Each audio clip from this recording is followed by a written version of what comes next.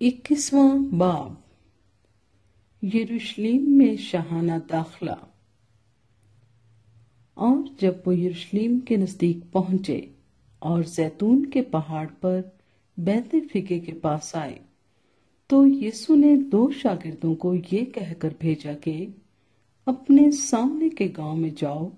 वहां पहुंचते ही एक गदही बंधी हुई और उसके साथ बच्चा पाओगे। उन्हें खोलकर मेरे पास ले आओ। और अगर कोई तुमसे कुछ कहे तो कहना, खुदावंद को इनकी जरूरत है, वो फिल फौर उन्हें भेज देगा। ये इसलिए हुआ कि जो नबी की मार्फत कहा गया था वो पूरा होके, सयून की बेटी से कहो कि देख, तेरा बादशाह तेरे पास आता है, वो हलीम है और गधे पर सवार है, बल्कि लादू के बच्चे पर। बस शागिर्दों ने जाकर जैसा यीशु ने उनको हुक्म दिया था वैसा ही किया, और गधी और बच्चे को लाकर अपने कपड़े उन पर डाले और वो उन पर बैठ गया। और भीड़ में के अक्सर लोगों ने अपने कपड़े रास्ते में बिछाए और औरों ने दरख्तों से डालियां काटकर राह में फैलाई।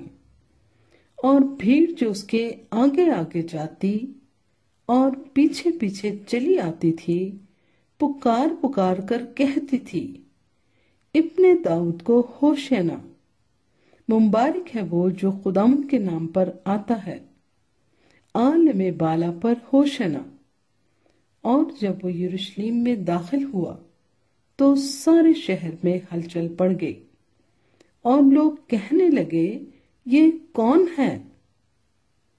भीड़ के लोगों ने कहा, ये गलील के नासरत का नबी यीशु है।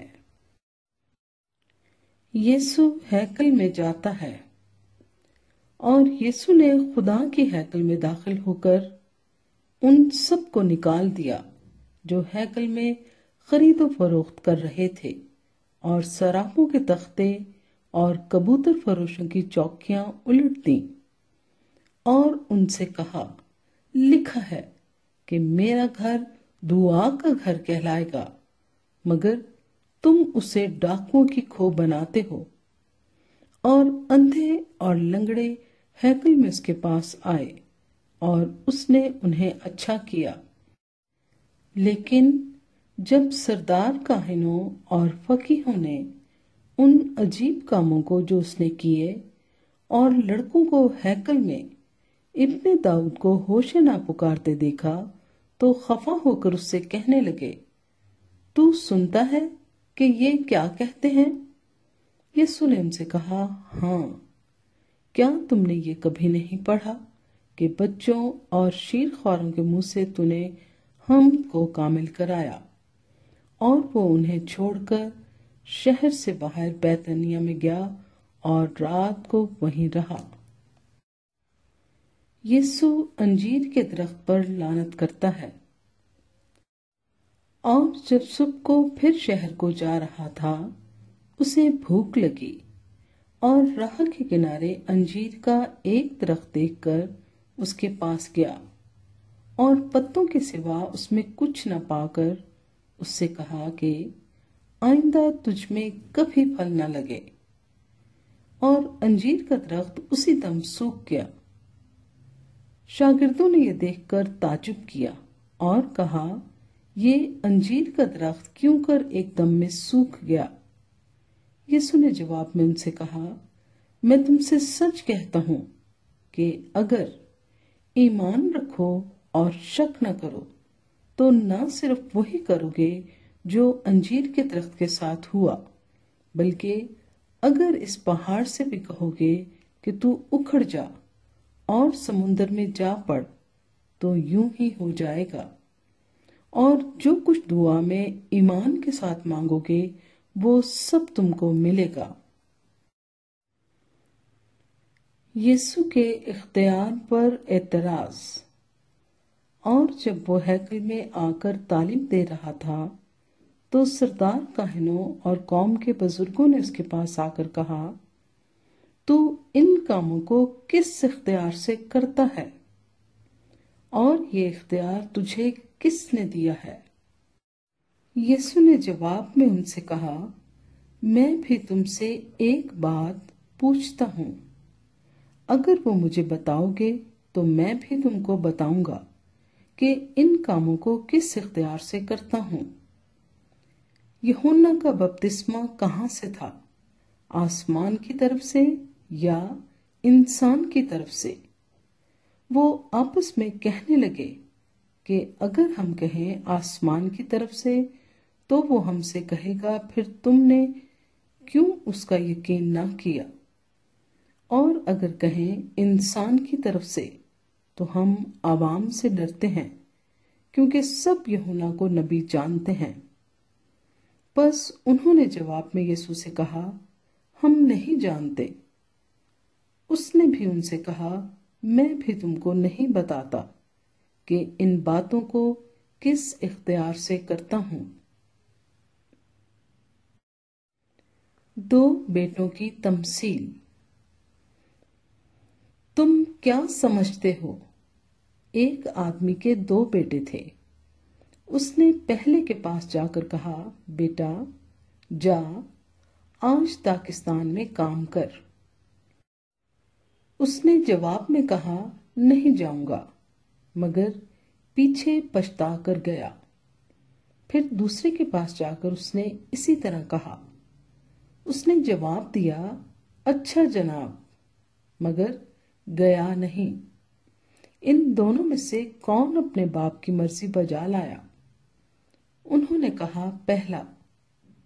یسوع نے ان سے کہا، میں تم سے سچ کہتا ہوں کہ محصول لینے والے اور کسبیاں تم سے پہلے خدا کی بادشاہی میں داخل ہوتی ہیں،